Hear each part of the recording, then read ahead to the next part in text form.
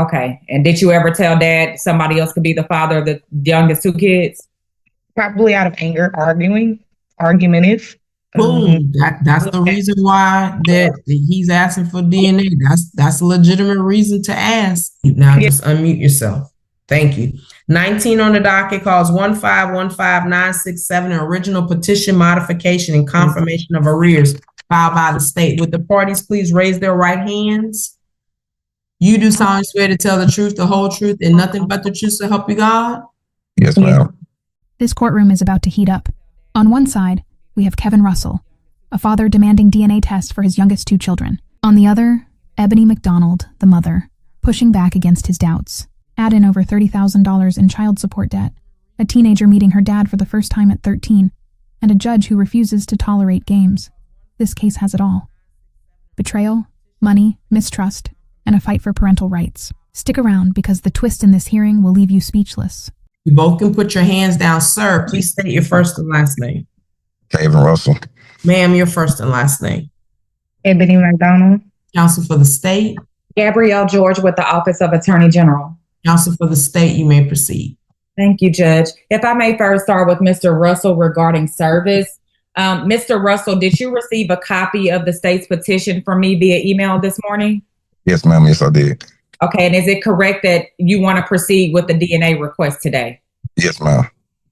Judge, I would pass the witness and ask the record to reflect that Mr. Russell was served with a copy of the state's petition today and is asking to proceed with the request on DNA. Let the record reflect the gentleman has accepted service and ready to proceed. You may proceed, counsel. Thank you, Judge. Mr. Russell, you do understand that the state filed a motion to modify and add the youngest two children to the case today. Is that correct? Yes, ma'am. Okay, and the two children that we're asking to add to the case today, are those the two children you're requesting DNA on? Yes, ma'am. Now, you do acknowledge that in the hospital, you did sign an acknowledgement of paternity for those two children. Is that correct?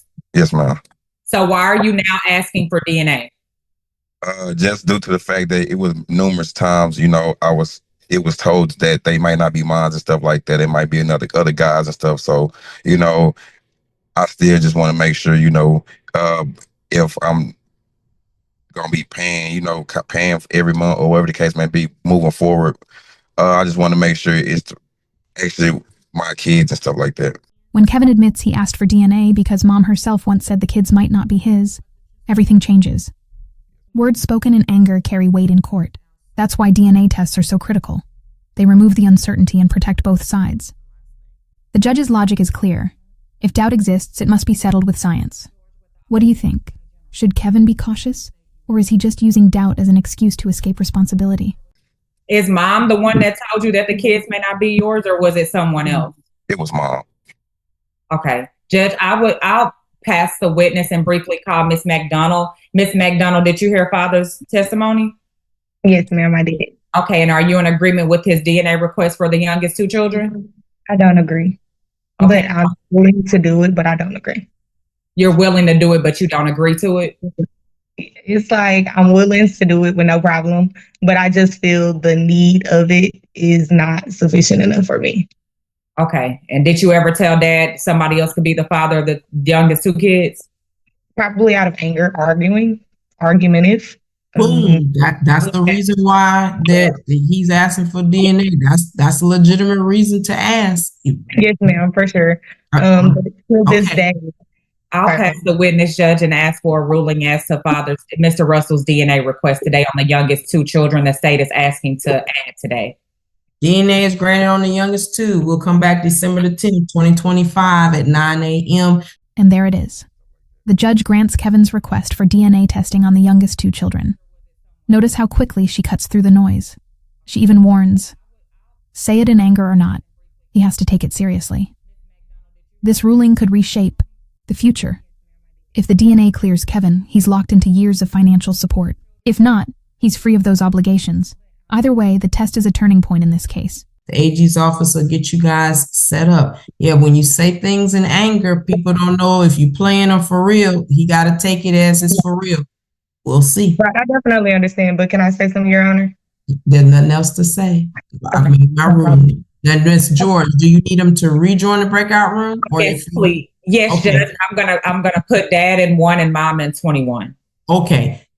So just wait right here. Mute yourself. Stop your video. She'll send you breakout rooms to join the signing. Office of Attorney General. Okay, this is a paternity action with temp orders in place from May 21st, 2025, and today is set for final. And counsel, is this a hearing? Yes, Your Honor. And how much time are you requesting? 15 minutes. Okay, you may proceed. Thank you, Your Honor. The state's going to call Ms. Maturino first. So, ma'am, we had the temporary order back in May of this year, correct? Correct. And you understand that we're here today revisiting the visitation issue and to address retroactive support, correct? Correct. Now, as far as the retroactive support goes, the state has calculated a total retroactive judgment of $30,522 as of May of 2025. Are you in agreement with the state's proposed retroactive judgment amount? Yeah, that's fine. And we're proposing that he pay that off at $200 per month starting October 1st. Are you in agreement with that? Yeah, that's fine. And that amount already includes a deduction for $800 payments basically that he had made to you over the last 4 years. Is that correct? Here comes the financial bombshell. The state calculates $30,520 in back child support. Even after crediting Kevin $800 he previously paid, the debt stands strong. To make it manageable, the state proposes $200 monthly installments starting October. But think about it, $200 a month on a $30,000 balance? That's a financial leash that could stretch for years. Would you accept this deal quietly, or fight it like Kevin clearly plans to? Correct. I'm going to move on to visitation. The temp order did include sort of a step-up visitation period. Is that right? Yes. Did Mr. Reed ever make it to any sort of unsupervised visits at any point? No. Y'all were visiting, it was going to be every first, third, and fifth Tuesday and Wednesday of each week, of each month, correct? Correct. Let me ask about the Wednesday visits briefly. Did any of those happen? No. Chloe, before any of these agreements were already set, she had basketball clinics that she needed to attend to, so we didn't do Wednesdays. It was more so Tuesdays. Okay, so you weren't able to do any of the Wednesday visits?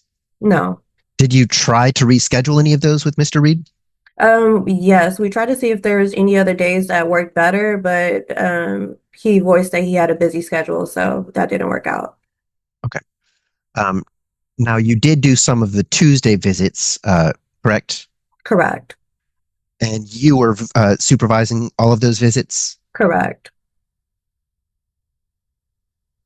Generally, how would you say they went? Try to be brief because I have a time limit here. They were decent. They were decent. Would you describe them as uncomfortable at all? Yes, we left uncomfortable both times that we did go visit. Both times. So were there only 2 visits total Yes. since May? Yes. And prior to May, I mean, this was, the child had never met Mr. Reed previously, correct? Doesn't know him from a can of paint. Okay. Why were the visits uncomfortable? I felt like he was more so wanting to kind of make the visits about me, or he'll say like little slide comments, and it just made us feel uncomfortable. There were certain comments that I didn't even pick up on. It was some that she kind of mentioned to me, like more so on our ride home, and that kind of made her feel uncomfortable. Okay. But yeah. Now going forward, you Wait, don't. one second. And specifically, what were those comments? Like for our first visit, he was a little touchy-feely with me. Mind you, I haven't seen him in like 14, 13 years, and that kind of caught her off guard as to why he was putting his hands on me, or even, caressing me, trying to just put his hands on me, and that kind of caught her off. This is where emotions take center stage. Ebony testifies that after just 2 supervised visits, her 13-year-old daughter was already uncomfortable with Kevin. Imagine meeting your dad for the very first time, only to feel uneasy about his comments and touch. The mother describes backhanded compliments and boundary issues. For the court, the child's comfort is paramount. Should Kevin get more patience to build trust? Or should the court prioritize the daughter's feelings immediately? Guarded made her feel uncomfortable.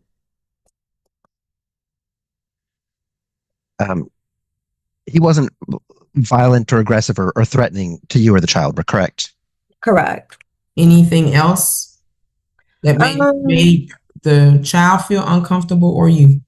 Yeah, I just felt like he was kind of like downing my parenting skills. He was kind of like giving like little smart remarks like, dang, I didn't think she was going to be this great, like as if I wasn't going to do a good job as a mother raising her. And, basically the good qualities that she did have, it was just like, So that's you all. said it was a backhand compliment? Yeah, more so, for sure. It was a lot of those. It was a lot of backhand compliments, insinuating that I was a liar and stuff like that. And how old is the child again? She's 13. Okay, go ahead, counsel for the state. What is your request as far as visitation going forward? As far as me? His visitation with the child. What are you requesting that it be? I don't have a problem with the whole visitation whatsoever. I feel like if we were to be able to build that bridge of trust, I would love that, but it doesn't seem like that we were on the same page in regards to that. And as far as now, I mean, the child kind of has like a sour taste in her mouth because she kind of seen how he kind of came or approached the situation, and she's just kind of like, I guess she's at this point, she's kind of like over it. Okay. So he's only met her twice now total ever. You're requesting for now, anyway, that visits continue to be supervised? Correct, if any whatsoever. Would you be comfortable supervising that, or are you asking that they be supervised by a facility or a third party? Preferably, I mean, if we could do it at a facility and then we could kind of go from there, yeah, but that's where we're at with that. But would you be able to supervise if needed? Yeah, I would. Okay. And you said if you could build a bridge, so hypothetically, 6 months or a year down the road, would you be, if things were going well, would you be opposed to him having unsupervised visitation? Yeah, but that's, like I said, at this point, that's if she's even wanting it. Okay. I'll pass the witness and call Mr. Reed. Yes, sir. So you understand we're just addressing the visitation and retroactive support today, correct? Understood. You're okay with the rest of the temporary order as it was ordered? No, sir. If we could, I've actually offered it up in the initial meeting that we need probably a therapist involved, court-ordered therapy session, because questions are arising up that are insulting my character. And like she said, she felt insulted. So I guess a mediation would actually be better, to rectify the foundational issues due to late parental discovery and traumatic issues. Okay. Are you saying you're asking for a court-ordered therapist? Kevin makes a strategic move. He asks for court-ordered therapy. He argues it's the only way to heal past wounds and build a relationship with his daughter. Ebony disagrees, saying it's unnecessary. This clash reveals more than just legal strategy. It shows how differently they see the situation. One wants structure. The other insists it's fine without intervention. But if the child is already uneasy, isn't therapy the most sensible path forward? Yes, sir. For what specifically? Or for whom? For the relationship. We have to rectify any underlying issues before we can move forward. So, okay. He's asking, do you want therapy for yourself, the child, the entire family? Can you set up the therapy for yourself? I've said, I'm sorry, Your Honor. Yeah, I've set it up already. Have you been attending your own therapy sessions? I have, yeah. I've been attending over the years, and I'm actually I'm talking about since this temp order, because you're specifically talking about therapy sessions regarding the child, you, the mother. Since this temp order, have you discussed that with the mother? Yes, she actually said she didn't need it. Okay. She said, "See, we don't need it," and she actually stated that you saved me. Okay. Oh, the judge saved you. So, I mean, go ahead, counsel. I want to discuss the retro briefly. So the state is calculated after giving you credit for $800 of payments that you made to the mom. The state has calculated retro support of $30,522. Are you in agreement with the state's proposal? No, sir. Due to parental alienation and late parental discovery,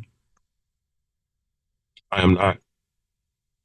The child's 13, is that correct? Yeah, she is. Oh, hold on, Miss Matrina. I'm talking to Mr. Reed. The child's 13, right? Yes, sir. Did you ever attend any of Miss Matrina's OBGYN visits when she was pregnant? Yes, sir. I attended one. So you knew about the child, right? Yes, sir. I was aware of the child. And you knew that the child could be yours. Possibility, yeah. And I was demanding a pregnancy test. I was blocked. Come to find out she was married and she moved to a different state. Sustain. Please listen to the question and only answer the question. Okay, so when the baby was born, were you present? No, ma'am. David Rose was. And after the baby was born, how did you find out the baby was born, sir? I found out through gossip and social media. When Kevin refuses to accept the retroactive support, claiming he didn't know the child was his, the court isn't impressed. Why? Because Kevin admitted he attended a doctor's visit, knew there was a possibility, and even learned of her birth through social media. Courts rarely excuse parents who ignore their responsibilities. This moment is crucial. It shows how strongly the law prioritizes a child's right to support over adult excuses. Okay, was it ever confirmed through the mother that the baby was born to you? No. Okay. And so how did you find out that the baby was born? How did you find that out? Through social media. Through social media. Okay. Yes, ma'am. And did you contact the mom because of that? Yes, ma'am. I did. I reached out and tried that. So what month and year did you contact the mom based on social media that the baby was born? This was around when she was born. So either January or February of, what was that, 2012? 2012. Okay. Next question, counsel. So your basis for saying that you don't owe retroactive support is because you didn't know that the child was yours. Is that basically what you're saying? Yes, sir. Being that I'm not a genealogist or never received a confirmed DNA test until 2024 of last year, that's what initiated me to make those payments. And then we had quarrels after quarrels, so it was just like we needed some kind of meeting. She actually contacted my wife. Hold my on. wife told her to wait go for to a question, court. please, sir. So I'm going to move on to the visitation issue. What is your request as far as visitation goes today, sir? If we could meet, I would like to continue those, and I also build a relationship because I'm fully responsible for the child. So you want to continue visitation? Are you okay with them continuing to be supervised for the foreseeable future?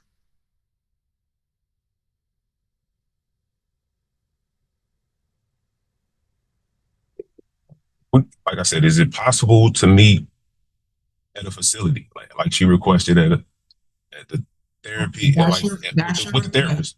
Okay, you want therapy and you want a facility, a third party. Got it. Go ahead, counsel.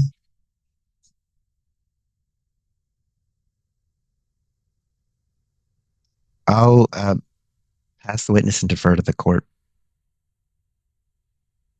Ma'am, is it true that father contacted you January or February of 2012 regarding the birth of the child? Yes, but no. It was more so like congratulating me for giving birth. And that was it. Okay. And what's the month and year of her birth? January 2012. Okay. Did you notify him prior to that the baby was born? No. I mean, and he went to a couple of doctor's visits. After he found out that she was a girl, that's when we lost contact. And I never heard anything back. And I'm not going to stop my life just because it didn't go as planned. So we continued. I got in another relationship and I gave birth, and that was that. Okay. But it was never insinuated, oh, you're not the father. There was never a possibility that someone else was the father. And even if he did feel any kind of question or anything, he could have took me to court, ma'am. He never took me to court. Okay. All He right. only threatened me with taking me to court, but never took me. Counsel for the state, any other questions? Nothing from the state, Your Honor. Okay. So I'm going to make the temp order final with some changes to the visitation, and I'll make a ruling on the retro. So couple more questions for the father. Are you in Dallas County? No, ma'am. It actually be Denton Okay, County. so you're in DFW. Okay, so visitation will be FLP, which is a neutral supervised visitation spot on the first and third weekends. That information will be placed in this order. They will set up the times. We will do that for, let's say, the next 6 months.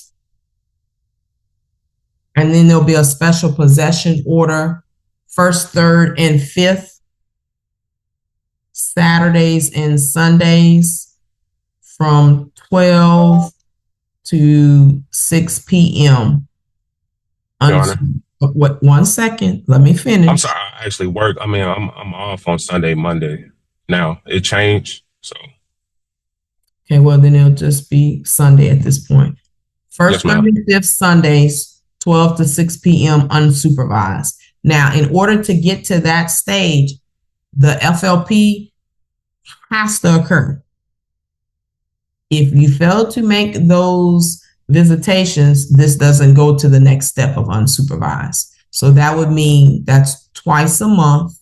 They will make up those times and dates based on their facility. The information for the facility will be in the order. And then the next stage will be first, third, and fifth Sundays, 12 to 6 p.m. unsupervised. Now, on the retro, you will put on notice, you went to doctor visits.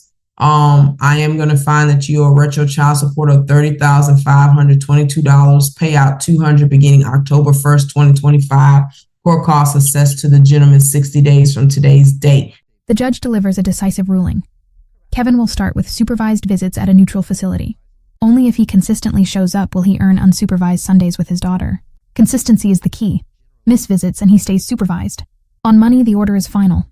$30,520 owed, $200 a month until it's cleared. This is the balance between accountability and opportunity.